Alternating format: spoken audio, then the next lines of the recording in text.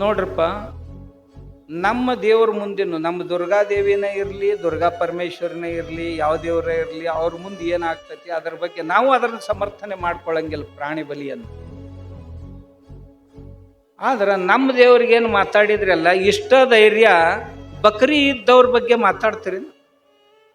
ಬಕ್ರಿ ಇದ್ದೊಳಗೆ ಕುರಿಗಳ ಬಲಿಯನ್ನು ಕೊಡೋದಿಲ್ಲ, ಈಗ ಆಕಳ ಬಲಿ ಕೊಡಕ್ಕೆ ಶುರು ಮಾಡ್ಯಾರ. ಅದರ ಬಗ್ಗೆ ಒಮ್ಮೆರ ಮಾತಾಡಿರೇನು ನೀವು ಸ್ವಾಮಿಗಳು? ಒಟ್ಟ ಮಾತಾಡಂಗಿಲ್ಲ. ನಮ್ಮ ಗಣಪತಿ ಬಂದ ಕೂಡಲೇ ನದಿ ಪ್ರದೂಷಣ ಆಗ್ತೈತಿ, ಕೆರೆ ಪ್ರದೂಷಣ ಆಗ್ತೈತಿ ಅಂತ ಶುರು ಮಾಡ್ತಾರೆ.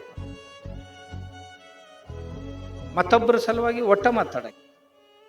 ನಮ್ಮ ಚಮತ್ಕಾರಗಳು, ನಮ್ಮ ಪವಾಡಗಳು ಏನರ ಹೇಳಿದ ಕೂಡಲೇ ಇವೆಲ್ಲ ಮೂಢ ನಂಬಿಕೆಗಳು, ಅಪನಂಬಿಕೆಗಳು ಅಂತ ಹೇಳ್ತಾರೆ.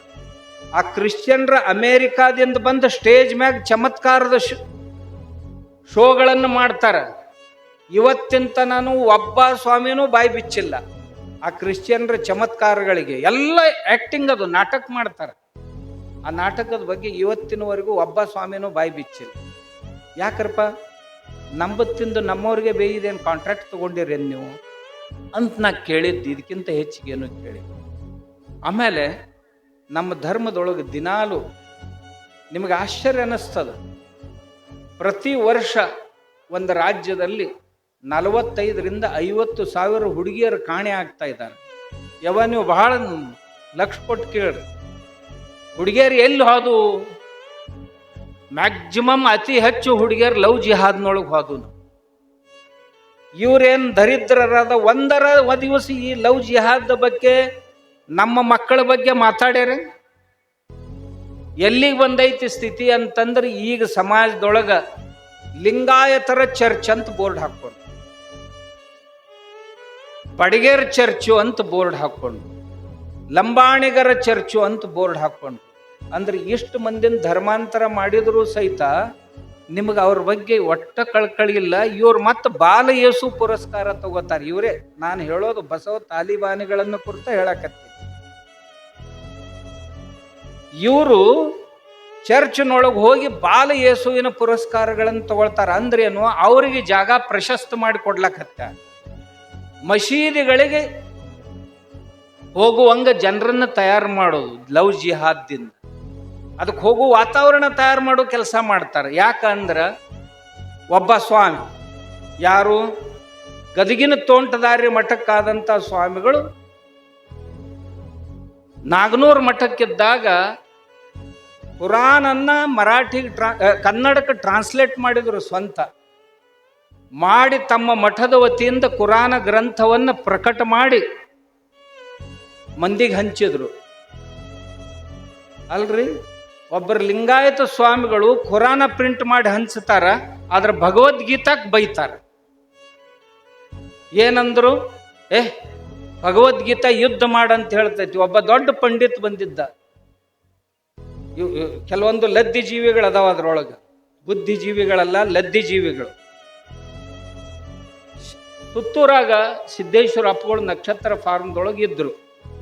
ವಚನಗಳ ಮೇಲೆ ಚಿಂತನೆ ನಡೆದಿತ್ತು. ಒಬ್ಬ ಲದ್ದಿ ಜೀವಿ ಅಲ್ಲಿ ಬಂದಿದ್ದ. ನಾವು ಮಾತಾಡ್ಕೊತ ಕುಂತಿದ್ದೀವಿ. ನಾನು ಹಿಂದುತ್ವದ ಬಗ್ಗೆ ಮಾತಾಡ್ತಿದ್ದೆ, ಅವ್ರು ಲಿಂಗಾಯತದ ಬಗ್ಗೆ ಮಾತಾಡ್ತಿದ್ರು. ಮಾತಾಡ್ಕೊತ ನಾವು ಭಗವದ್ಗೀತೆ ಉಪನಿಷತ್ತುಗಳ ವಿಚಾರ ವ್ಯಕ್ತಪಡಿಸಿದಾಗ ಅದೇನು ಸಾಹಿತ್ಯನ್? ಯಾವುದಾದ್ರೂ ದೇವರು ಯುದ್ಧ ಮಾಡಕ್ಕೆ ಹೇಳ್ತೈತನ್? ಕೊಲ್ಲಿಕ್ಕೆ ಹೇಳುವಂತ ಅವ ದೇವ್ರಕ್ಕನೇನು? ಹಂಗೇನು ಹಿಂಗೇನು ಅಂತೇಳಿ ಸಿಕ್ಕಾಪಟ್ಟೆ ಕೃಷ್ಣನ ಬಗ್ಗೆ ಆಕ್ಷೇಪ ಮಾಡಿ ಅಂದ ಕೂಡಲೇ ನಾನು ಅವಾಗೇನೂ ಅನ್ಲಿಲ್ಲ. ಅವನು ಬಂದು ಸಿದ್ದೇಶ್ವರ ಅಪ್ಪಗಳಿಗೆ ಹೇಳಿದೆ, ಅಪ್ಪವ್ರ ಆ ಲದ್ದಿ ಜೀವಿ ಹಿಂಗಿಂಗ ಮಾತಾಡ್ತಿದ್ದನ್ರಿ, ಕೃಷ್ಣ ಯುದ್ಧ ಮಾಡಕ್ ಹೇಳ್ತಾನ, ಹೊಡಿ ಅಂತ ಹೇಳವ್ರು ಎಂದರ ದೇವ್ರಾಕ್ಕರೇನು ಅಂತ ಕೇಳಿದ.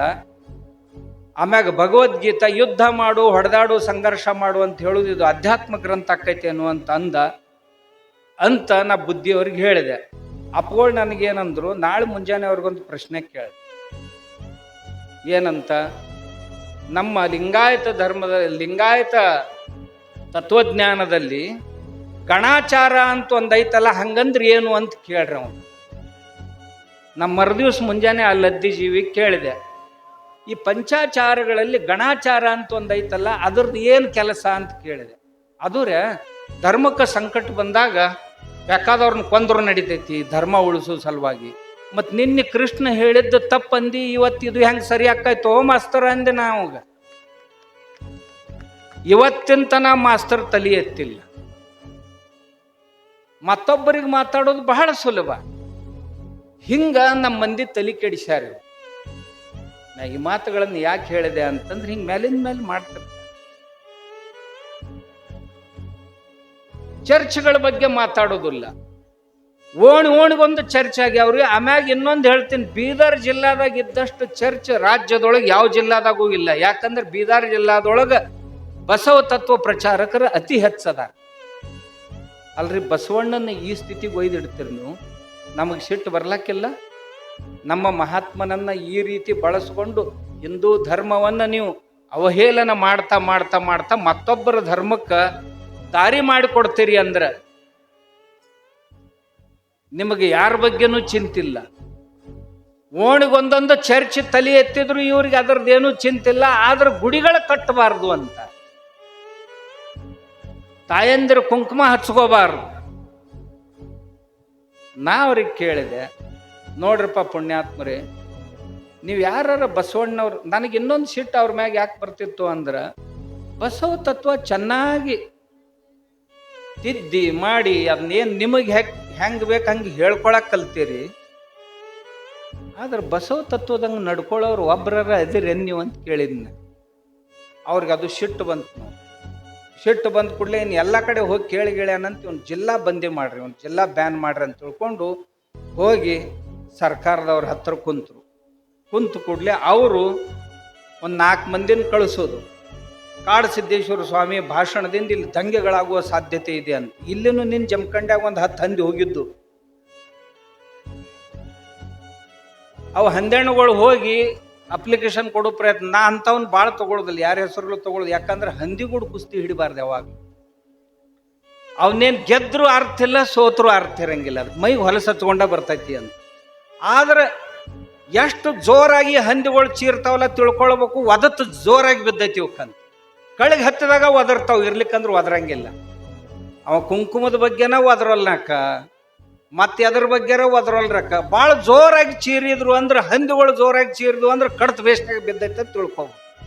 ಅದಕ್ಕೆ ನಾ ಅವ್ರಿಗೆ ಉತ್ತರ ಪತ್ರ ಕೊಡಂಗಿಲ್ಲ, ಜಾಡಿಸಿ ಒಂದು ಒಗದಿರ್ತೀನಿ. ಅವು ಮುಂದೆ ಒಂದು ತಿಂಗಳ ತನೂ ಹಂಗ ಒದರಾಡ್ಕೊತಾ ಇರ್ತಾವು. ಒಂದು ತಿಂಗಳಾಗೋದ್ರಾಗ ತಣ್ಣಗಾಕತಿ, ಮತ್ತೆ ಮುಂದಿನ ಊರಾಗ. ಇದು ಮುಗೀತೀಗ ಬಬಲೇಶ್ವರ ಮುಗಿದ ಕೂಡಲೇ ಬಾಗೇವಾಡಿ ಆಯ್ತು. ಬಾಗೇವಾಡಿ ಆದ ಕೂಡಲೇ ಈಗ ರಬಕವಿ ಬನ್ನಿಹಟ್ಟಿ. ಇದು ಮುಗಿದ ಕೂಡಲೇ ಮುಂದಿನ ತಿಂಗಳು ಯಾದಗಿರಿ ಆಗೈತಿ. ಯಾದಗಿರಿ ಮುಗಿದ ಕೂಡಲೇ ಬೆಳಗಾವಿಗೆ ಐತಿ. ಬೆಳಗಾವಿ ಮುಗಿದ ಕೂಡಲೇ ಮತ್ತೆ ಬೀದರ್ದಾಗ ಐತಿ. ಏಪ್ರಿಲ್ ತಿಂಗಳದಾಗ ಬೀದರ್ ಮಾಡ್ತೀವಂತ ಬೀದರ್ದವ್ರು ತಯಾರಾಗ್ಯಾರ. ನಾ ಏನು ಬೀದರ್ಗೆ ಬರ್ತೀನಿ ಅಂತ ತಿಳಿದ ಕೂಡಲೇ ಅವು ಚಟಪಟ ಇನ್ನು ಒದ್ದಾಡಕ್ಕೆ ಶುರು ಮಾಡ್ತಾವ. ಅಂದ್ರೆ ಏನಪ್ಪ, ಬಿಲದೊಳಗೆ ನೀರು ಹೊಕ್ಕಿತಂದ್ರೆ ಇರಿವಿ ಹಾವ ಹೆಂಗೆ ಹೊರಗೆ ಬಿದ್ದು ಚಟಪಟ ಒದ್ದಾಡ್ತಾವಲ್ಲ, ಹಂಗೆ ಯುವಕರ ಸ್ಥಿತಿ ಆಗ್ತೈತಿ. ಏನು ಬಂದರ ಬಾ ನೀನು ನೋಡ್ತೀವಿ ಹಂಗ ಹಿಂಗಂತಾರೆ. ಇಲ್ಲಿನೂ ಅಂತಿದ್ರು. ನಾ ಬಂದೀನಿ, ಒಂದೂ ಬಂದಿಲ್ಲ. ಮತ್ತಿಷ್ಟು ಮಂದಿ ಬಂದಾರ. ಗೌಡ್ಗಂತರು ದಿನ ಬಂದರ ಬಾ ಅಂತಿರ್ತಾರೆ. ಏನು ಮಾಡೋರದಿರಪ್ಪ ಬಂದು? ನಮಗೇನು ಹಿಂದಿಲ್ಲ, ಖರೆ ಮುಂದೆ ಅದಾರಲ್ಲ ಇಷ್ಟು ಮಂದಿ ಸಾಕಂತ. ನಾವು ಯಾರ ಸಲುವಾಗಿ ಮಾಡ್ತೀವಲ್ಲ ಅವ್ರು ಇದನ್ನು ತಿಳ್ಕೊಂಡ್ರೆ ಸಾಕು. ಇದಕ್ಕಿಂತ ಹೆಚ್ಚಿಂದ ಏನೂ ಬೇಡ. 94% ಜನ ನಾವು ಪ್ರತಿಪಾದಿಸ್ತಾ ಇರುವಂಥ ಬಸವಾದಿ ಶರಣರ ಹಿಂದುತ್ವವನ್ನು ಒಪ್ಕೊಂಡಾರ. ನಾ ಯಾಕೆ ಹೇಳಿದೆ ಅಂದ್ರೆ, ಹೋದ ಸಾರಿ ಹೇಳಿ ನಾನು, ಬಸವಾದಿ ಶರಣರ ವಚನಗಳಲ್ಲಿ ಬಹಳ ಐತ್ರಿ. ನಿಮ್ಗೇನು ಹೇಳೋದು, ಅನುಭವದ ದರ್ಶನ. ಎಲ್ಲ ಶರಣರ ವಚನಗಳೊಳಗೆ ಏನಿಲ್ಲ ಅಂತಿಲ್ಲ. ಇವ್ರು ಯಾವ್ದ್ಯಾವ್ದು ಇಲ್ಲ ಅಂತ ಹೇಳ್ಯಾರಲ್ಲ, ಅವಕ್ಕೆ ಒಂದೊಂದು ನಾ ಉದಾಹರಣೆ ಹೇಳ್ತೀನಿ.